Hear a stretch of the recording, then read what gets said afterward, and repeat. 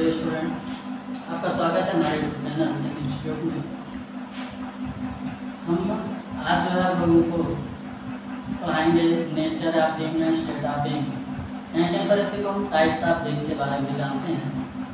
Previous lecture में हमने देखा था नॉर्टन रेशियो के बारे में, ठीक है। Depth of neutral axis, depth of neutral axis हमने दो देखा था। एक था आपका critical depth of neutral axis और दूसरा आपका जो था वो था actual depth of neutral axis. Critical depth of neutral axis वहाँ पर आपने देखा था स्ट्रेस आपका नॉर्मल, अर्थात जब हम किसी भी बीम की न्यूट्रल एक्सिस की गहराई को स्ट्रेस के आधार पर दर्शाते हैं तो वो आपका आता है क्रिटिकल न्यूट्रल एक्सिस। क्लियर हो? लेकिन जब स्टील की क्वांटिटी के आधार पर दर्शाते हैं, अर्थात स्ट्रेस आपको पता ना हो, तो ऐसे केस में actual depth of neutral axis निकाला जाता है, ठीक है। इन दोनों के लिए फार्मूले की एक बार हम बात कर लेते हैं। जहाँ पर क्रिटिकल न्यूट्रल एक्सिस की गहराई आपने देखा था, यहाँ पर आया था m sigma C B into D upon m sigma C B plus sigma H T. Clear हो? यहाँ से देखे थे, इसी को आपने तोड़ दिया था और एक्स सी का मान k इंटू डी के पदों में भी आपने देखा था। दूसरा आपने एक्स सी का मान स्ट्रेस रेशियो के पदों में भी देखा था, स्ट्रेस रेशियो के पदों में भी देखा था, और ये आपका आया था m प्लस आर। क्लियर हो? मान लीजिए क्वेश्चन आपको कोई न्यूमेरिकल दे रहा है, क्वेश्चन आपको पूछा गया था, सारी साइज दी गई, क्वेश्चन आपको हम देंगे, वहाँ सॉल्व कीजिएगा, ठीक है। वहाँ पर पूछ रहा था ratio of depth of neutral axis, ratio of depth of neutral axis और अपान में था आपका कितना, ठीक है, टोटल ओवरऑल डेप्थ नहीं, ओवरऑल नहीं है, ठीक है, इफेक्टिव डेप्थ ऑफ बीम। इन दोनों का अनुपात क्या होगा? तो कुछ नहीं करना है, M D upon M plus R और पूरे का बटा कितना कर देंगे, डी। क्लियर हुआ? पूरे का बटा यहाँ पर क्या होगा, डी हो जाएगा, और ये डी से डी यहाँ पर कट जाता है, यम अपान एम प्लस आर हो जाएगा। क्लियर हुआ? तो आगे जो है हम आप देखेंगे टाइप्स ऑफ बीम। टाइप उसको नहीं कहते हैं, टाइप्स में आपका, ठीक है, डब्ल्यू सिंगल ये सवाल आता है, लेकिन कहीं कहीं पर वो लिखा रहता है types of beam. State of beam आप कह सकते हैं, नेचर ऑफ बीम भी कह सकते हैं। ये है क्या, थोड़ा सा दे लेते हैं। State of beam, state of beam, इसी को हम नेचर ऑफ बीम भी कह सकते हैं, इसी को हम टाइप्स ऑफ आरसीसी बीम भी कह सकते हैं, टाइप्स ऑफ आरसीसी बीम भी कह सकते हैं। अब देखो स्टेट एंड नेचर टाइप्स के आधार पर बीम को तीन भागों में बांटा गया है। अभी दिखा रहे हैं कैसे कैसे। अभी सिर्फ यहाँ पर नाम देखिएगा, ओवर रेनफोर्स बीम या सेक्शन भी लिखा रहता है, ओवर रेनफोर्स सेक्शन। जरूर नहीं है कि बीम ही रहे, बीम के स्थान पर कॉलम भी हो सकता है, अर्थात कोई भी आरसीसी स्ट्रक्चर हो जाता है, कोई भी आरसीसी सेक्शन भी हो सकता है, ठीक है, ओवर रेनफोर्स, ठीक है। दूसरा हमारा क्या होगा, बैलेंस, ठीक है, सेक्शन भी ले सकते हैं, बीम भी ले सकते हैं। अगला आपका होगा under reinforce, under reinforce section या बीम, सेक्शन या बीम कुछ भी ले सकते हैं, दोनों से। अब यहाँ पर अगर बीम है तो यहाँ पर भी बीम रहेगा, यहाँ पर कॉलम है, यहाँ पर कॉलम रहेगा, ठीक है। कोई भी स्ट्रक्चर रहेगा जो नाम यहाँ पर रहेगा वही हमारा यहाँ पर भी रहेगा। क्लियर हो? ओवर रेनफोर्स, बैलेंस और अंडर रेनफोर्स, इन सभी के बारे में भी हम देख रहे हैं। ओवर रेनफोर्स हम कब कहेंगे, बैलेंस सेक्शन कब कहेंगे, अंडर रेनफोर्स कब कहेंगे। सिंपल भाषा में अगर आपको समझना है समझ सकते हो। यहाँ पर ओवर रेनफोर्स मतलब क्या कि यहाँ पर प्रबलन अधिक मात्रा में पड़ा है, प्रबलन यहाँ पर क्या हुआ है, अधिक मात्रा में डाला गया है। बैलेंस का मतलब था संतुलित, अर्थात इसमें ना तो प्रबलन ज़्यादा है ना तो कम है, अर्थात प्रबलन संतुलन के केस में, प्रबलन इसमें क्या है, संतुलन के केस में है। अंडर रेनफोर्स का मतलब ये होता है कि यहाँ पर प्रबलन कम डाला गया है, प्रबलन कम डाला गया है, ठीक है। अब देखो इनको हम आगे जो है विस्तार से कर रहे हैं, सिंपल यहाँ पर समझिए व्यवस्था। प्रबलन अधिक है, किससे अधिक है, किससे अधिक है, हम कहेंगे कि जितना उसको आवश्यकता है, इसी बैलेंस सेक्शन को हम इकोनॉमिकल सेक्शन भी कहते हैं। तो अभी हम आगे उसको भी देख रहे हैं। क्लियर हुआ से?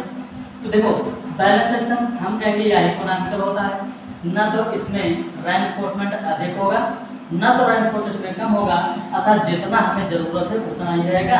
और जब उतना ही रहेगा तो हम कहेंगे बैलेंस सेक्शन हो गया, इकोनॉमिकल सेक्शन हो गया। क्लियर हुआ यहाँ से? जब यहाँ की हम बात करेंगे ओवर रेनफोर्स की, तो ओवर रेनफोर्स कहेंगे कि प्रबल इसमें अधिक है, मतलब क्या, जितना उसको आवश्यकता है उससे अधिक रेनफोर्समेंट अप्लाई किया जाए तो उसको हम कहेंगे ओवर रेनफोर्स, और जितना जरूरत है अगर उससे कम रेनफोर्समेंट डाल रहे हैं तो उसको हम क्या कहेंगे, अंडर रेनफोर्स सेक्शन। क्लियर हुआ यहाँ से? तो एक एक करके हम देख रहे हैं, ठीक है, एक एक करके हम देख रहे हैं दोनों कंडीशन में। अच्छा, ये जो दिखा रहा है ओवर रेनफोर्समेंट, अंडर रेनफोर्स, ठीक है, बैलेंस सेक्शन, ये सब किसके आधारित होगा, किसके आधारित होगा? तो हमने कहा कि कल आपने देखा था depth of neutral axis. Depth of neutral axis में, ठीक है, एक आपने देखा था क्रिटिकल, एक आपने देखा था एक्चुअल। एक्चुअल में देखा था d²/2 is equal to m/ast, और ब्रैकेट में क्या था आपका d-x। ठीक है, जो स्ट्रेस होता है वो स्ट्रेस तो आप चेंज नहीं कर सकते हो किसी भी धर्म में। अगर आपने M20 कंक्रीट यूज किया गया है तो पूरे धर्म में आप M20 यूज करेंगे। अगर किसी धर्म में Fe415 ग्रेड की स्टील यूज की गई है तो पूरे धर्म में Fe415 ही रहेगा। परंतु ठीक है, अगर हम क्वांटिटी ऑफ स्टील की बात करें अर्थात नंबर ऑफ स्टील की बात करें तो नंबर ऑफ स्टील आप चेंज कर सकते हैं। जब नंबर ऑफ स्टील आपने चेंज किया तो हम कहेंगे कि इसका सीधा प्रभाव किस पर पड़ेगा, x पर पड़ेगा। क्लियर हुआ? तो हम इन्हीं दोनों के आधार पर देखेंगे। ठीक है, तो यहाँ पर हम एक जो है डायग्राम बना के समझा रहे हैं। पहले यहाँ पर हम डायग्राम बना के समझा रहे हैं। ये हमारे पास किसी बीम का सेक्शन है। ठीक है, यहाँ पर हमारे पास किसी बीम का सेक्शन है। सेक्शन की जो चौड़ाई है यहाँ पर हमने मान लिया b, यहाँ पर हमने इसकी जो गहराई है उसको हमने मान लिया x। ठीक है, स्ट्रेस कांस्टेंट रहता है इसलिए हमने x उसको ले लिया। ठीक है, उसके बाद यहाँ पर हमने रेनफोर्समेंट प्रोवाइड किया, यहाँ पर हमने रेनफोर्समेंट प्रोवाइड कर दिया। इसका मान कितना है यहाँ पर AST। क्लियर हो? अब इसी के आधार पर हम जो है खींच रहे हैं इसका स्ट्रेस स्ट्रेन डायग्राम। ठीक है, देखो पहला क्या हमने कहा XC का मान आपका कांस्टेंट होता है। XC का मान क्या होता है, कांस्टेंट होता है, जबकि XA का मान आपका वेरिएबल हो सकता है। क्यों वेरिएबल होगा? तो कांस्टेंट क्या होगा पहले तो हम ये देखेंगे। कांस्टेंट इसलिए होगा कि किसी भी धर्म में कंक्रीट और स्टील का ग्रेड सभी क्रॉस सेक्शन पर कांस्टेंट रहता है, इसलिए हम कहेंगे कि XC का मान तो कांस्टेंट रहेगा। परंतु XA का मान चेंज हो सकता है, क्योंकि जब स्टील की क्वांटिटी अर्थात नंबर ऑफ स्टील यहाँ पर चेंज होगा तो हम कहेंगे XA का मान भी चेंज हो सकता है। देखो XC को हमने कांस्टेंट रख दिया, XC को हमने क्या रख दिया, कांस्टेंट। क्यों कांस्टेंट रखा है? स्ट्रेस सभी क्रॉस सेक्शन पर क्या होते हैं, समान होते हैं। दूसरा हमने कहा XA अर्थात ये डिपेंड करता है किस पे, नंबर ऑफ स्टील पर डिपेंड करता है। ठीक है, और जब नंबर ऑफ स्टील यहाँ पर चेंज होगा तो XA का मान चेंज होगा। चेंज क्या होगा भाई, या तो इनसे ज्यादा होगा या तो इनसे कम होगा और या तो इनके बराबर होगा। क्या इन तीन केसों के अलावा और कोई केस हो सकता है? हम कहेंगे बिल्कुल नहीं होगा। या तो XC और XA दोनों आपस में बराबर होंगे, या तो XC से XA का मान अधिक होगा और या तो XC से XA का मान कम होगा, अर्थात कम, ज्यादा या बराबर। बस यही तीन केस होंगे और इन तीनों केसों को हम देख रहे हैं यहाँ पर। क्लियर हुआ? तो सबसे पहले हम देख रहे हैं क्या कि जब XC का मान, ठीक है, अधिक है XA से, XC का मान अधिक है XA से, अर्थात ऐसे केस में हम बात करेंगे तो हम कहेंगे कि actual depth of neutral axis is less than critical depth of neutral axis. Clear हुआ? तो सबसे पहले तो हम इसको जो यहाँ से मिला रहे हैं, इसको यहाँ से हम इसको मिला दे रहे हैं। ठीक है, अब यहाँ हम क्या देख रहे हैं कि ये वाली जो यहाँ से डेप्थ है ये माना है XC, जो कि स्ट्रेस बेस्ड है अर्थात ये चेंज नहीं होगा। ठीक है, लेकिन अब यहाँ पर हम देख रहे हैं कि XA का मान कम है किससे, XC से, और हम मान रहे हैं कि एक्स ए का जो भी मान आ रहा है वो कहाँ पर आ रहा है, यहाँ पर आ रहा है। एक्स ए का मान यहाँ पर आ रहा है।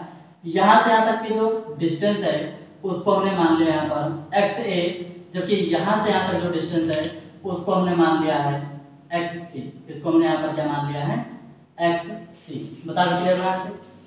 अब देखो यहाँ पर क्या हम देख रहे हैं, यहाँ पर हम ये देख रहे हैं कि जब स्टील को फुल यूटिलाइज करते हैं, जब स्टील को फुल यूटिलाइज करते हैं तो उस स्थिति में हम क्या देखते हैं कि ये स्ट्रेस और स्ट्रेन डायग्राम जो होता है कुछ इस प्रकार से आता है। क्लियर हुआ। देखो यहाँ पर स्ट्रेस जीरो, यहाँ पर जब हम स्ट्रेस की बात करेंगे, ये स्ट्रेन की बात कर लेते हैं, दोनों एक दूसरे के क्या होते हैं, अनुरूप होते हैं। अर्थात हम कहेंगे कि ये यहाँ पर जो स्ट्रेस होगा वो होगा sigma S T maximum stress, और यहाँ पर जो होगा वो हमारा क्या होगा, सिग्मा सी बी। यहाँ पर क्या होगा हमारा ये सिग्मा सी बी। क्लियर हुआ। तो यहाँ पर दूसरे पेन से लिखते हैं, नहीं तो आप कंफ्यूज हो जाओगे अभी। हाँ, इनको जो है हम पूरा परमिसिबल स्ट्रेस, अर्थात ये अधिकतम परमिसिबल स्ट्रेस, मतलब इतना इससे ज़्यादा नहीं होगा, यही हमारा परमिसिबल स्ट्रेस हुआ सिग्मा सी बी। और यहाँ पर जो इसका परमिसिबल स्ट्रेस है वो हमारा क्या हो रहा है यहाँ पर सिग्मा एच टी। क्लियर हुआ। तो यहाँ पर हम क्या देखते हैं कि जब स्टील को हम फुल यूटिलाइज करते हैं, समझिएगा यहाँ पर जब कंडीशन हमने क्या देखा कि एक्स ए का मान कम है एक्स सी से। अब ऐसे हमने कहा कि जब स्टील को हम फुल यूटिलाइज करेंगे, अर्थात स्टील को हम कहेंगे कि इसके पूरा मतलब मैक्सिमम वैल्यू तक स्ट्रेस किया जा सके, मतलब हम कहेंगे क्या कि स्टील को उसके मैक्सिमम वैल्यू तक खींचा जा सके, अर्थात लोड किया जा सके, अर्थात फुल यूटिलाइज किया जा सके। तो ऐसे केसों में ठीक है हम यहाँ पर क्या देखते हैं कि ये जो कंक्रीट है, ये कंक्रीट फुल यूटिलाइज नहीं हो पा रही है। ये कंक्रीट क्या हो रहा है, फुल यूटिलाइज नहीं हो पा रहा है। ठीक है, फुल यूटिलाइज करने के लिए कंक्रीट में जो भी स्ट्रेस होना चाहिए वो सिग्मा सी बी होना चाहिए। क्लियर हुआ। परंतु यहाँ पर हम क्या देख रहे हैं कि जब कंक्रीट को, जब स्टील को हम फुल यूटिलाइज कर रहे हैं तो ऐसे केस में कंक्रीट आपका फुल यूटिलाइज नहीं हो पा रहा है। ठीक है, अब दूसरा केस हम देखते हैं। दूसरा केस में क्या देखते हैं कि जब कंक्रीट को फुल यूटिलाइज किया जाए, जब कंक्रीट को फुल यूटिलाइज किया जाए, जब कंक्रीट को फुल यूटिलाइज किया जाए तो हम क्या देखते हैं कि इस स्थिति में जो भी स्टील है वह स्टील क्या हो रही है, फेल कर जा रहा है। क्लियर हुआ। जब कंक्रीट को हम फुल यूटिलाइज करेंगे, मतलब कंक्रीट को पूर्ण रूप से हम उपयोग में लाएंगे, जितना इसका मैक्सिमम स्ट्रेस है उतने ही स्ट्रेस को हम पूरा यूज करेंगे, तो ऐसे केस हम क्या देखते हैं कि स्टील आपका फेल कर जा रहा है, क्योंकि इसकी परमिसिबल स्ट्रेस जो है, मैक्सिमम परमिसिबल स्ट्रेस वो सिग्मा एस टी केवल यहाँ तक।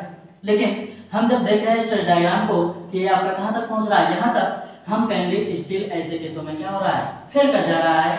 यहाँ हम सिंपल भाषा में कह सकते हैं, क्या कहेंगे कि वह कंडीशन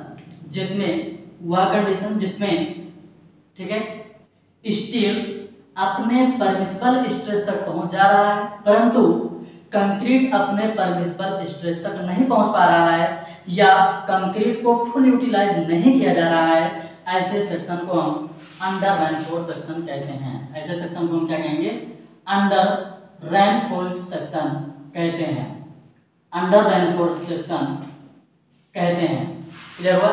फिर और देखिए दूसरा क्या कह रहा है, दूसरा क्या कह रहा है कि वह सेक्शन जिसमें कंक्रीट को उसके मैक्सिमम वैल्यू तक स्ट्रेस ना किया जाए, कंक्रीट को उसके मैक्सिमम परमिसिबल स्ट्रेस तक स्ट्रेस ना किया जाए, ठीक है, परंतु स्टील अपने मैक्सिमम परमिसिबल वैल्यू तक स्ट्रेस्ड हो जाए, तो ऐसे कंडीशन को हम क्या कहेंगे, अंडर रेनफोर्स सेक्शन कहेंगे।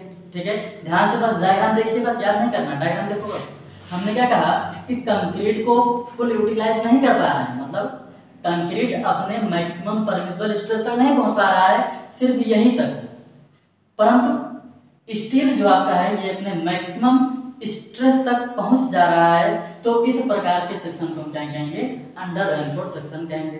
क्लियर हुआ। अब देखो फिर घुमा के क्वेश्चन कैसे पहुंचेगा, घुमा के क्वेश्चन ऐसे पहुंचेगा, ठीक है, कि स्टील, ठीक है, वह सेक्शन जिसमें स्टील कंक्रीट से पहले अपने यील्डिंग पॉइंट तक पहुंच जाए। क्लियर हुआ। देखो क्या कह रहे हैं कि वह सेक्शन जिसमें स्टील कंक्रीट से पहले अपने परमिसिबल पॉइंट या परमिसिबल वैल्यू तक स्ट्रेस्ड हो जाए तो ऐसे सेक्शन को भी हम क्या कहेंगे, अंडर रेनफोर्स सेक्शन कहते हैं। क्लियर हुआ यहाँ से? ठीक है, कई प्रकार से क्वेश्चन पूछेगा, बस यहाँ पर आप डायग्राम ध्यान में रखिएगा। क्लियर हुआ? पहला नंबर तो पूछ लेगा यहीं से कि कंक्रीट फुल यूटिलाइज नहीं हो रहा है परंतु स्टील फुल यूटिलाइज हो जा रहा है। दूसरा, कंक्रीट अपने मैक्सिमम परमिसिबल स्ट्रेस तक नहीं पहुंच पा रहा है परंतु स्टील अपने परमिसिबल स्ट्रेस तक, मैक्सिमम परमिसिबल स्ट्रेस तक पहुंच जा रहा है, तो ये होगा। नेक्स्ट हम क्या कहेंगे, स्टील कंक्रीट से पहले अपने यील्ड स्ट्रेस तक पहुंच जा रहा है तो उसको भी हम क्या कहेंगे, अंडर रेनफोर्स सेक्शन कहते हैं। क्लियर हुआ यहाँ से? अब देखो अंडर रेनफोर्स का मतलब क्या, स्टील यहाँ पर फेल कर रहा है। कौन फेल कर रहा है? यहाँ पर स्टील यहाँ पर फेल कर रहा है, इसलिए इसको हम डक्टाइल फेलियर भी कहते हैं। इसको हम क्या कहेंगे यहाँ पर, डक्टाइल फेलियर भी कहते हैं। ठीक है, क्यों डक्टाइल फेलियर कह रहे हैं? क्योंकि स्टील फेल कर रहा है। अगर कंक्रीट फेल करता, सबसे पहले अगर कंक्रीट फेल करता तो हम कह देते हैं ब्रिटल फेलियर हुआ। ठीक है, या सडन फेलियर हो गया या कंप्रेशन फेलियर हो गया। लेकिन यहाँ पर हम क्या देख रहे हैं कि टेंसाइल जोन फेल कर रहा है। ठीक है, टेंसाइल जोन फेल कर रहा है, इसलिए हम कह सकते हैं क्या, टेंशन फेलियर हुआ। इसलिए हम क्या कह सकते हैं, इसको टेंशन फेलियर हुआ। अब टेंसाइल जोन में स्टील ही फेल कर रहा है, इसलिए हम यहाँ पर क्या कह दिए, डक्टाइल फेलियर हो रहा है। क्लियर हुआ? अब बात ये आती है कि स्टील कैसे फेल हुआ, कंक्रीट भी तो फेल हो जाना चाहिए। हम यहाँ पर कह रहे हैं नहीं, क्योंकि कंक्रीट जो आपका है ये अपने मैक्सिमम स्ट्रेस तक नहीं पहुंचा है, जबकि स्टील आपका मैक्सिमम स्ट्रेस तक पहुंच चुका है। जब हम कंक्रीट को अपने मैक्सिमम स्ट्रेस तक पहुंचाने का प्रयास करते हैं तो ऐसे केसों में स्टील यहाँ पर क्या हो चुका है, मर चुका रहता है, खत्म हो चुका रहता है, अर्थात यहाँ तक नहीं पहुंच पाता है। क्लियर हुआ? तो सबसे पहले जो यहाँ पर मरने का प्रयास करेगा वो करेगा कौन, स्टील करेगा। इसलिए हमने क्या बोला यहाँ पर, अंडर रेनफोर्स सेक्शन। क्लियर हुआ? अब अंडर रेनफोर्स सेक्शन की अगर हम बात करेंगे, अंडर रेनफोर्स सेक्शन की अगर हम बात करेंगे, अभी हम लिख रहे हैं, जो आपको लिखना होगा लिख लीजिएगा। ठीक है, देखो अंडर रेनफोर्स सेक्शन की अगर हम बात करेंगे तो हम कहेंगे area of steel in tensile zone, area of steel in tensile zone. ठीक है, जो भी होगा वो कम होगा किससे, ST in balance section, ST in balance section. अब हम कहेंगे बैलेंस सेक्शन में जितना स्टील की आवश्यकता होगी उससे कम स्टील यहाँ पर डाला गया है, इसलिए यहाँ पर स्टील क्या कर रहा है, पहले फेल कर रहा है। बताइए क्लियर हो यहाँ से? दूसरा, अब बात आती है कि स्टील यहाँ पर सबसे पहले फेल कर रहा है और जितना भी टेंसाइल लोड आता है वो सब कौन बेयर करता है, स्टील बेयर करता है। तो क्या ऐसे केसों में हम अधिकतम लोड डाल सकते हैं? हम कहेंगे बिल्कुल नहीं। ठीक है, जब अधिकतम लोड नहीं पड़ेगा तो हम कह सकते हैं कि जो भी इसका मोमेंट ऑफ रेजिस्टेंस होगा, ठीक है, अगर आप थोड़ा सा पढ़े हो तो ध्यान में आपको होगा मोमेंट ऑफ रेजिस्टेंस क्या है। अगर नहीं पढ़े हो तो हम नेक्स्ट वीडियो में इसको हम देखेंगे, नेक्स्ट टाइम में इसको देखेंगे। ठीक है, यहाँ पर हम क्या कह रहे हैं कि जो इसका मोमेंट ऑफ रेजिस्टेंस होगा वह बेंडिंग मोमेंट से कम होगा। क्लियर हुआ? यहाँ पर हम क्या लिख रहे हैं, यहाँ पर हम लिखेंगे moment of resistance is less then bending moment. बताइए क्लियर हुआ? इन दोनों में अंतर क्या है? अगर आपके दिमाग में आ रहा है इन दोनों में अंतर क्या है तो अभी आगे आप देखिएगा। ठीक है, वहां पर हम जो है इसको एक्सप्लेन करेंगे। ठीक है, इन दोनों में अंतर होता है, यह सामान्यतः स्ट्रेस बेस्ड होता है, यह सामान्यतः क्या होता है, लोड बेस्ड होता है। क्लियर हुआ? तो अभी जो है इसको आगे बताएंगे। बताइए क्लियर हुआ? तो अंडर रेनफोर्स हमारे ख्याल से समझ में आ गया होगा। ठीक है, अभी इसके बारे में हम लिख देंगे। ठीक है, लेकिन अभी आप डायग्राम बना के ये पॉइंट लिख लीजिएगा। अभी हम जब लिखेंगे तो उसको आप जो है छाप लीजिएगा।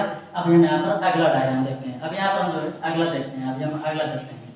ठीक है, बैलेंस सेक्शन, ये लोग क्या देख रहे हैं, बैलेंस सेक्शन। ठीक है, जब बैलेंस सेक्शन की हम बात करेंगे, यहाँ पर बैलेंस सेक्शन की हम बात करेंगे तो बैलेंस सेक्शन में हम कहेंगे क्या कि एक्स ए बराबर है किसके, एक्स सी के। एक्स ए बराबर किसके है, एक्स सी के। अब ऐसे केसों हमने कहा कि हम फिर यहीं पर बना देते हैं। ठीक है, ये आपका है स्ट्रेस डायग्राम कुछ इस प्रकार से। यहाँ पर कंक्रीट है, हम यहाँ से बात करते हैं थोड़ा सा। ठीक है, डायग्राम थोड़ा सा बना लीजिएगा। आपको यहाँ पर दिखा रहे हैं हम इसको कुछ इस प्रकार से। ठीक है, ये कंक्रीट है, कंप्रेशन जोन है। हम कहेंगे कि यहाँ का जो स्ट्रेस होगा परमिसिबल वो हमारा सिग्मा सी होगा, यहाँ पर जो स्ट्रेस होगा वो हमारा क्या होगा, सिग्मा एच होगा। अब ऐसे केस हम क्या कह रहे हैं कि एक्स बराबर एक्स सी के है, अर्थात एक्स सी भी आपका यहीं से जाएगा, यहीं से एक्स सी भी जाएगा, अर्थात हम कह रहे हैं क्या कि यहाँ से यहाँ तक जो डिस्टेंस है एक्स सी वही बराबर किसके है, एक्स ए के। क्लियर हुआ यहाँ से? अब हम क्या देखते हैं कि जब कंक्रीट को फुल यूटिलाइज कर रहे हैं, तो इसी बिंदु से खींचते हुए ग्राफ खींचेंगे जब, तो बता भाई ये भी हमारा कहाँ पर आएगा, यहाँ तक आएगा। मतलब ऐसे केस में हम कह रहे हैं क्या कि जब हम कंक्रीट को फुल यूटिलाइज करेंगे, तो कंक्रीट जब फुल यूटिलाइज हो रहा है तो हम कहेंगे ऐसे केसों में स्टील भी आपका क्या होगा, फुल यूटिलाइज होगा। ठीक है, अर्थात कंक्रीट का परमिसिबल स्ट्रेस तथा स्टील का परमिसिबल स्ट्रेस दोनों एक साथ अपने, ठीक है, मैक्सिमम वैल्यू तक पहुंचते हैं। या हम ऐसे भी कह सकते हैं कि स्टील में उत्पन्न स्ट्रेस तथा कंक्रीट में उत्पन्न स्ट्रेस दोनों एक साथ अपने मैक्सिमम वैल्यू तक पहुंचते हैं। क्लियर हुआ? ऐसे में स्टील और कंक्रीट दोनों एक साथ फेल करेंगे। क्लियर हुआ? हमने यहाँ पर क्या कहा, हमने यहाँ पर ये कहा कि स्टील और कंक्रीट इन दोनों में जो भी स्ट्रेस होगा वह स्ट्रेस, ठीक है, अपने मैक्सिमम वैल्यू तक एक साथ पहुंचते हैं। और जब एक साथ पहुंच रहे हैं तो हम कहेंगे जब फेल होगा तो कंक्रीट और स्टील दोनों एक साथ फेल भी होंगे, और जब दोनों एक साथ फेल होंगे तो हम कहेंगे इसको हम कहते हैं बैलेंस फेलियर। इसको हम क्या बोलेंगे यहाँ पर, बैलेंस फेलियर। इसको हम क्या बोलेंगे यहाँ पर, बैलेंस फेलियर। अब इसी को हम इकोनॉमिकल सेक्शन भी कहते हैं। इसको हम क्या कहेंगे, इकोनॉमिकल सेक्शन भी कहते हैं, इकोनॉमिकल सेक्शन भी कहते हैं। ठीक है, अब इसको हम बैलेंस सेक्शन भी कहते हैं। इसको हम क्या बोलेंगे, बैलेंस सेक्शन भी कहते हैं। ठीक है, इकोनॉमिकल सेक्शन भी कहते हैं। अब देखो यहाँ पर क्या है, हमने कहा दोनों एक साथ फेल कर रहे हैं, ऐसे कंडीशन हम कहेंगे यह क्रिटिकल सेक्शन भी कहलाता है। क्या कहलाता है यहाँ पर, क्रिटिकल कंडीशन भी कहलाता है, क्रिटिकल सेक्शन भी कहलाता है। क्लियर हुआ? बस ध्यान आपको यह रखना है कि क्या कंक्रीट और स्टील दोनों के स्ट्रेसेस, ठीक है, एक ही साथ पे एक स्थान पर पहुंच रहे हैं कि नहीं पहुंच रहे हैं। अगर दोनों एक साथ पहुंच रहे हैं, बैलेंस फेलियर को हम क्या कहेंगे, इकोनॉमिकल सेक्शन। इकोनॉमिकल सेक्शन को हम बैलेंस सेक्शन भी कहेंगे, और बैलेंस सेक्शन को हम क्रिटिकल सेक्शन भी कह सकते हैं। क्लियर हुआ? ऐसे हम क्या कह रहे हैं कि यहाँ पर कंक्रीट और स्टील दोनों एक साथ अपने मैक्सिमम वैल्यू तक पहुंचते हैं। क्लियर हुआ यहाँ से? ठीक है, अब हम नेक्स्ट देखते हैं।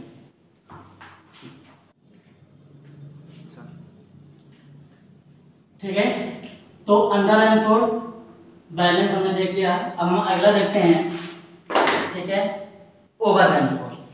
अगर जगह है तो यहाँ पर आगे बना लीजिएगा, नहीं तो आप जो है अलग से इसको बना लीजिएगा।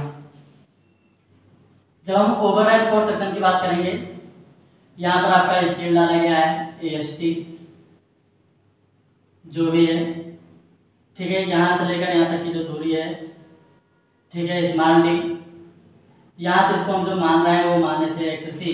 क्यों? क्योंकि स्ट्रेस बेस्ड है, और स्ट्रेस बेस्ड जो होता है वो चेंज नहीं होता है। क्लियर हुआ? यहाँ पर हमने कहा कि जब हम इसका स्ट्रेस डायग्राम की बात किए तो स्ट्रेस डायग्राम हमारा कुछ इस प्रकार से चेंज हुआ। हाँ, ये जो आप देख रहे हो ना, ये इसके बीच तक रहता है, नीचे तक नहीं रहता, इसके बीच तक रहता है। ठीक है, इनको हमने यहाँ से उठा के मिला दिया कुछ इस प्रकार से। ठीक है, यहाँ से अब यहाँ पर हम क्या देख रहे हैं, कि जो भी, ठीक है, सेक्शन था, अभी तक हमने देखा कि एक XA का मान कम हो रहा था, एक उसके बराबर होता। अब दूसरा हम कहेंगे कि actual depth of neutral axis is greater than critical depth of neutral axis. अर्थात यहाँ पर हम क्या देख रहे हैं, ठीक है, कि यहाँ पर जो actual depth of neutral axis है वो अधिक है, किससे, critical depth of neutral axis से। तो हम यहाँ पर देखेंगे क्या हमें देखने को मिलेगा। अच्छा, हम कहाँ पर इसको खींचेंगे, जो स्ट्रेट लाइन है वहीं पर हम खींचेंगे।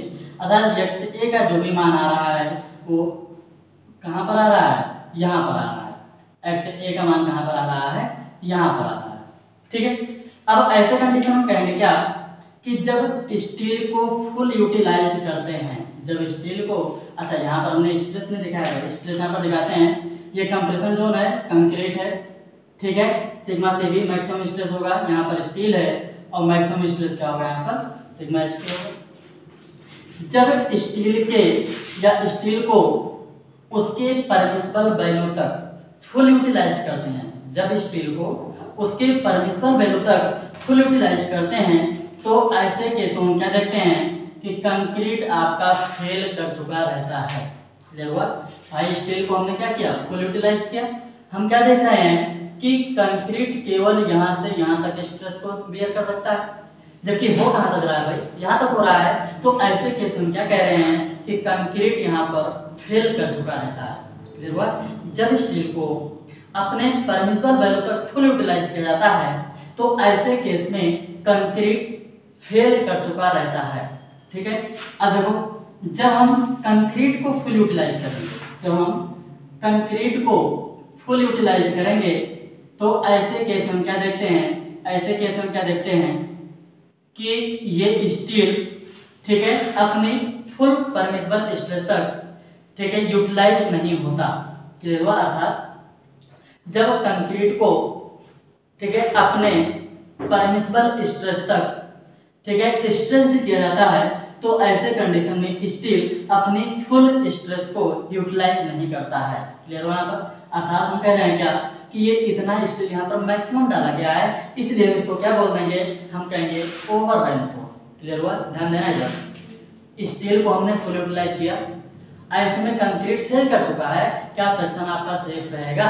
हम कहेंगे सेक्शन सेफ नहीं रहेगा। क्यों? क्योंकि कंक्रीट फेल कर चुका है।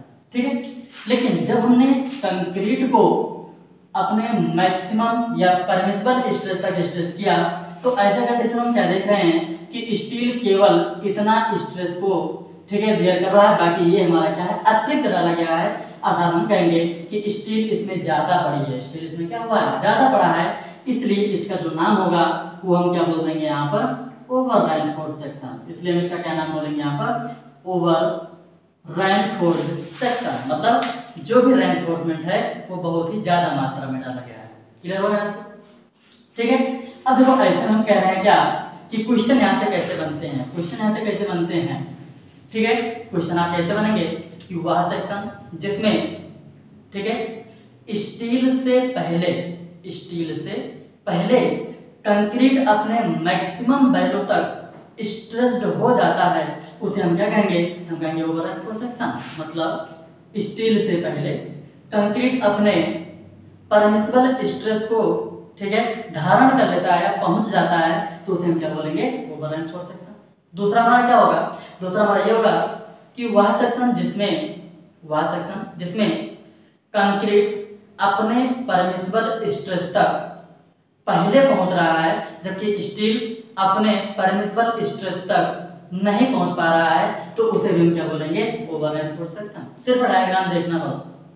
ठीक है, अपने परमिसिबल स्ट्रेस तक पहुंच जा रहा है, जबकि स्टील अपने परमिसिबल स्ट्रेस तक नहीं पहुंच रहा है, तो उसको हम क्या बोल देंगे, ओवर रेनफोर्स्ड सेक्शन। क्लियर हुआ?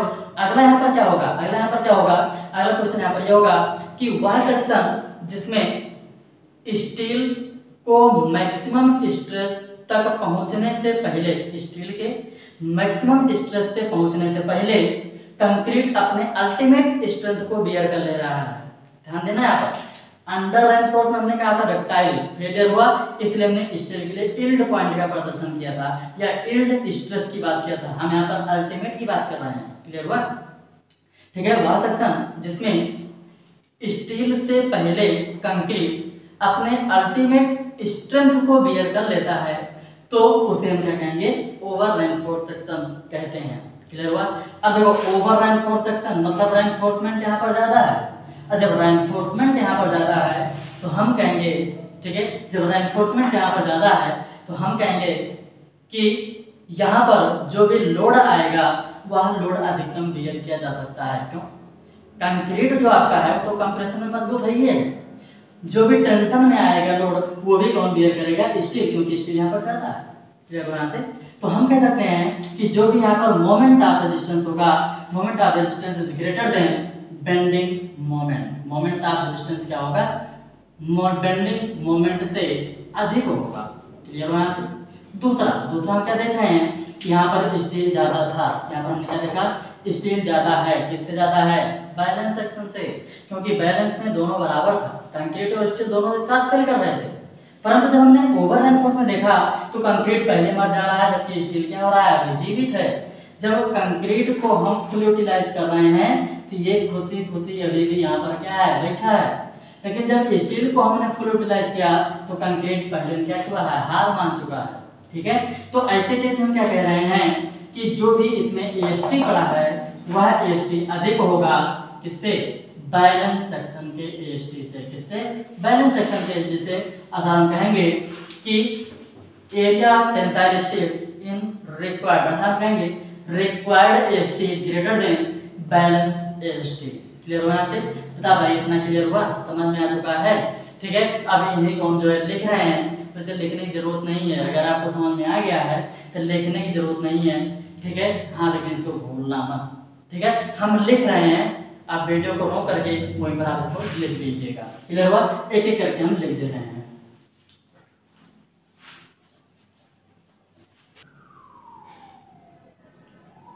चलिए देखते हैं यहाँ पर अंडर रेनफोर्स सेक्शन के बारे में हमने क्या क्या देखा था। ठीक है, actual depth of neutral axis is less than critical depth of neutral axis. तो भी हमारा क्या कहलाएगा ये under reinforce section. Moment of resistance is less then bending moment, moment of resistance is less then bending moment. ठीक है, ये भी क्या कहलाएगा अंडर रेनफोर्स सेक्शन। ठीक है, वह सेक्शन जिसमें परवलन इस्पात का क्षेत्रफल बैलेंस सेक्शन की अपेक्षा कम हो उसे हम क्या कहेंगे, अंडर रेनफोर्स सेक्शन। अगला हम देख रहे हैं concrete stress less than its permissible value. अभी आप जो डायग्राम देखे थे, डायग्राम पे ध्यान दीजिएगा, डायग्राम पे आपको देखने को मिल जाएगा कि कंक्रीट वहां पर जो स्ट्रेस हुआ था वह अपने परमिसिबल वैल्यू से क्या हो रहा था, कम हो रहा था। क्लियर हुआ, मतलब कंक्रीट अपने परमिसिबल वैल्यू तक पहुंच ही नहीं पा रहा था, किसमें, अंडर रेनफोर्स सेक्शन में। ठीक है, फिर हम क्या देख रहे हैं कि the section which concrete is not fully stress. ठीक है, वह सेक्शन जिसमें कंक्रीट क्या है, फुली स्ट्रेस नहीं है, टू द परमिसिबल वैल्यू, अपने परमिसिबल वैल्यू तक। ठीक है, वह सेक्शन जिसमें कंक्रीट अपने परमिसिबल वैल्यू तक पूर्ण रूप से या फुली स्ट्रेस नहीं है। ठीक है, जबकि stress in steel reach its maximum value, जबकि स्टील में ठीक है जो भी स्ट्रेस है वो अपने मैक्सिमम वैल्यू तक पहुंच जा रहा है, उसको भी हम क्या बोलेंगे, अंडर रेनफोर्स सेक्शन। ये हुआ। अगला क्या देखा है यहाँ पर, स्ट्रेन इन टेंसाइल, ठीक है सॉरी यहाँ पर strain in steel reach its ultimate value. हाँ यहाँ पर कहीं पर अल्टीमेट लिखा है, कहीं पर यील्ड, वैसे जो सही होना चाहिए वो यील्ड होना चाहिए क्योंकि स्टील यहाँ पर है। क्लियर हुआ, तो अल्टीमेट जो यहाँ पर लिए हैं वो मैक्सिमम क्या था पर लेने हैं, मतलब मैक्सिमम वैल्यू को ही हम अंतिम वैल्यू या चरम वैल्यू भी कहते हैं। तो उसी मैक्सिमम को यहाँ पर क्या लिख दिए, ये अल्टीमेट लिख दिए हैं, अर्थात इस अल्टीमेट के स्थान पर मैक्सिमम भी हो सकता है। क्लियर हुआ, कोई दिक्कत नहीं। ठीक है, ध्यान दीजिए, strain in steel reach its ultimate value earlier than strain in concrete, अर्थात वह सेक्शन जिसमें स्टील अपने मैक्सिमम वैल्यू तक पहुंच जा रहा है कंक्रीट के मैक्सिमम वैल्यू तक पहुंचने से पहले, तो उसको हम क्या बोलेंगे, अंडर रेनफोर्स सेक्शन। ठीक है, दूसरा हमारा क्या है यहाँ पर, ठीक है, the steel reach yield strain at load lower than the load at which the concrete is failure strain. यहाँ पर क्या कह रहा है, ठीक है, कि वह सेक्शन जिस पे अगर कोई लोड डाला जाए तो कंक्रीट के अपने मैक्सिमम, ठीक है, कंक्रीट के अपने मैक्सिमम या फेलियर स्ट्रेन पर पहुंचने से पहले स्टील अपने फेलियर प्लेन तक या फेलियर स्ट्रेन तक पहुंच जाता है, उसे हम क्या कहते हैं, वो भी हमारा क्या होगा, अंडर रेनफोर्स सेक्शन। फिर से एक बार देखेंगे, वह लोड जिस पर स्टील, ठीक है, जिस पर स्टील अपने यील्ड स्ट्रेन को धारण कर ले रही है, जबकि कंक्रीट अपने यील्ड स्ट्रेन या फेलियर स्ट्रेन तक नहीं पहुंच पा रहा है, उसको भी हम क्या बोलेंगे, अंडर रेनफोर्स सेक्शन कहेंगे। फिर अगला क्या आता है, the steel is suffer large deflection. ठीक है, the steel is suffer large deflection but concrete in tensile zone ठीक है नहीं, and concrete in tensile zone cracks extensively before failure। यहाँ पर क्या कह रहा है, लार्ज डिफ्लेक्शन, ठीक है, the steel is suffer large deflection. क्यों लार्ज डिफ्लेक्शन हो रहा है, क्योंकि यह एक डक्टाइल मटेरियल होता है। स्टील क्या है, डक्टाइल मटेरियल होता है। जितने भी डक्टाइल मटेरियल होते हैं उस पर हम लोड डालेंगे उतने ही ज्यादा वो क्या हो सकते हैं, ठीक है, डिफ्लेक्ट हो सकते हैं। वैसे यहाँ पर कह रहा है the steel is suffer large deflection, ठीक है, स्टील आपका अधिकतम डिफ्लेक्शन को क्लियर कर लेता है, जबकि कंक्रीट क्या होता है, टेंसाइल जोन में क्रैकिंग जनरेट कर देता है बिफोर फेलियर, फेल होने से पहले। कोई भी धर्म है, फेल होने से पहले स्टील आपका क्या होता है, पर्याप्त डिफ्लेक्ट होता है, जबकि कंक्रीट में क्रैकिंग आना स्टार्ट हो जाता है और इसी फेलियर को हम क्या कहते हैं यहाँ पर, डक्टाइल फेलियर। ताकि क्लियर वगैरह से हमारे ख्याल से कोई दिक्कत नहीं होनी चाहिए। अब हम अगला देखेंगे यहाँ पर ओवर रेनफोर्स सेक्शन। अगला हम क्या देखेंगे, ओवर रेनफोर्स सेक्शन। चलो इसको देखो, ओवर रेनफोर्स, ठीक है, ओवर रेनफोर्स सेक्शन। इसमें हमने क्या देखा कि x is greater than x दिया था, actual depth of neutral axis is greater than critical depth of neutral axis. कौन सा सेक्शन होगा, ओवर रेनफोर्स सेक्शन। नेक्स्ट हमारा क्या है, moment of resistance is greater than bending moment, ये भी हमारा क्या होगा, ओवर रेनफोर्स सेक्शन, ठीक है। जो भी सेक्शन में स्टील पड़ी है वह बैलेंस सेक्शन से अधिक पड़ी है, इसका मतलब क्या, ओवर रेनफोर्स सेक्शन। ये जितनी भी चीजें लिखी गई है आप डायग्राम देखोगे आसान समझ में आ जाएगा, ढूंढने की जरूरत नहीं पड़ेगी। क्लियर है यहाँ से, ठीक है। नेक्स्ट में यहाँ पर देख रहे हैं the permissible stress in concrete reach earlier than that is steel. अर्थात डायग्राम आप देखिएगा कि जब हम स्टील को फुल यूटिलाइज कर रहे थे तो ऐसे केस में कंक्रीट हमारा फेल कर चुका रहता है, ठीक है। तो ये चीज यहाँ पर दे रहे हैं कि the permissible stress in concrete, अर्थात कंक्रीट में जो परमिसिबल स्ट्रेस है वह सबसे पहले पहुंचता है स्टील को परमिसिबल स्ट्रेस पर पहुंचने से पहले। अर्थात स्टील अपने परमिसिबल स्ट्रेस पर नहीं पहुंच पाता है, परंतु कंक्रीट ऐसे स्थिति में अपने परमिसिबल स्ट्रेस को बियर कर लेता है, धारण कर लेता है, तो उसे भी हम क्या कहेंगे, ओवर रेनफोर्स सेक्शन। क्लियर हो। फिर हमारा क्या है, full capacity of steel is not utilised. Full capacity of steel is not utilised मतलब हम कहेंगे कि स्टील का, ठीक है, फुल यूटिलाइज नहीं होता है, अर्थात स्टील को हम पूर्ण रूप से यूज नहीं कर पाते हैं। जब स्टील को हम पूर्ण रूप से यूज करेंगे तो कंक्रीट हमारा फेल कर जाएगा और सेक्शन भी हमारा फेल हो जाएगा, ठीक है। तो हमें सेक्शन को फेल नहीं कराना है भाई। क्रैकिंग अगर कंक्रीट हो जाए तो हम कहेंगे कि वो हमारा क्या हुआ, सेक्शन फेल। कंक्रीट को भी फेल नहीं करना है, स्टील को भी फेल नहीं करना है। जब ऐसे केस हम देख रहे हैं तो हम कह रहे हैं कि ओवर रेनफोर्स सेक्शन में स्टील को पूर्ण रूप से यूज नहीं कर पाते, ठीक है। अगला हम क्या देखते हैं, ठीक है, कि इसमें कंक्रीट पहले फेल कर रहा है। कौन फेल कर रहा है, कंक्रीट पहले फेल कर रहा है, इसलिए हम कहेंगे परमिसिबल प्राइमरी कंप्रेशन फेलियर होगा। मतलब जो प्राथमिक फेलियर होगा वो कौन सा होगा, कंप्रेशन जोन, ना कि टेंसाइल जोन, क्योंकि टेंसाइल जोन में स्टील तो ढेर सारा पड़ी है। क्लियर वहां से, तो सबसे पहले जो फेल कर रहा है वो कंप्रेशन जोन में पड़ी कंक्रीट, ठीक है, इसलिए प्राइमरी कंप्रेशन फेलियर होगा। और कंक्रीट जो होता है वो ब्रिटल मटेरियल होता है और ब्रिटल मटेरियल सडन फेल करता है, इसलिए ब्रिटल फेलियर भी और सडन फेलियर भी कहा जाता है। अगला हम देखेंगे at some value of load the stress in concrete will reach at its permissible value and fails, ठीक है। अगला देखते हैं while stress in steel is less than its permissible value. यहाँ पर क्या कह रहा है, ठीक है, सिंपल भाषा में समझ लो। यहाँ पर ये कह रहा है कि वह सेक्शन जिस पर आने वाला लोड, ठीक है, वह सेक्शन जिस पर आने वाला लोड के कारण कंक्रीट में जो भी स्ट्रेस है वह अपने परमिसिबल वैल्यू को प्राप्त कर ले रहा है। सेक्शन पर आने वाले लोड के कारण कंक्रीट में उत्पन्न स्ट्रेस अपने परमिसिबल वैल्यू को बियर कर ले रहा है, धारण कर ले रहा है, परंतु इस स्थिति में स्टील अपने परमिसिबल वैल्यू तक नहीं पहुंच पा रहा है, तो उसको भी हम क्या कहेंगे, ओवर रेनफोर्स सेक्शन कहते हैं। अगला आता है बैलेंस सेक्शन। बैलेंस सेक्शन हमने कहा कि डेप्थ ऑफ या actual depth of neutral axis is equal to critical depth of neutral axis. इन दोनों का मान आपस में क्या होगा, बराबर होगा। Actual depth of neutral axis, critical depth of neutral axis, इन दोनों का मान आपस में बराबर होगा, ठीक है। फिर स्ट्रेस इन कंक्रीट और स्ट्रेस इन स्टील, ये दोनों एक ही समय में अपने परमिसिबल वैल्यू को प्राप्त करते हैं। इसको लिख लीजिएगा, यहाँ पर लिखना नहीं है, ठीक है। स्टील और कंक्रीट दोनों एक साथ अपने मैक्सिमम या परमिसिबल वैल्यू को प्राप्त करते हैं, धारण करते हैं, ठीक है। ऐसे में जब फेल करेंगे तो स्टील और कंक्रीट दोनों एक साथ फेल भी करते हैं। क्लियर हुआ? मोमेंट ऑफ रेजिस्टेंस और बेंडिंग मोमेंट, इन दोनों का मान भी आपस में बराबर होगा। जो भी स्टील पड़ा होगा वह बैलेंस सेक्शन था, जितना उसको जरूरत है उतने ही रहेंगे, ठीक है।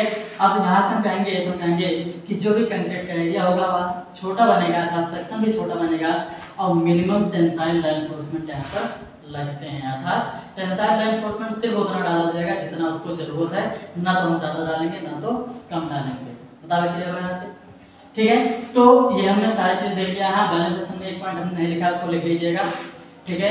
कंक्रीट में तथा स्टील में उत्पन्न स्ट्रेस एक ही समय पर अपनी परमिसिबल वैल्यू को बियर करते हैं या पहुंचते हैं। क्लियर यहाँ से? ठीक है, तो अब हम जो है कुछ क्वेश्चन दे रहे हैं, क्वेश्चन तो हमें लगाना चाहिए था, ठीक है। तो क्वेश्चन आपको जो है मिल जाएगा PDF में, ठीक है।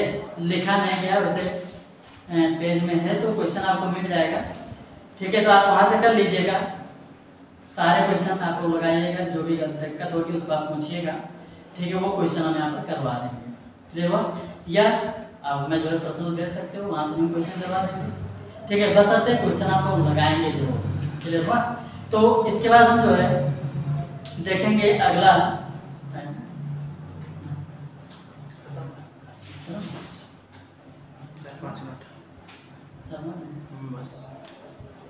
चलिए ठीक है।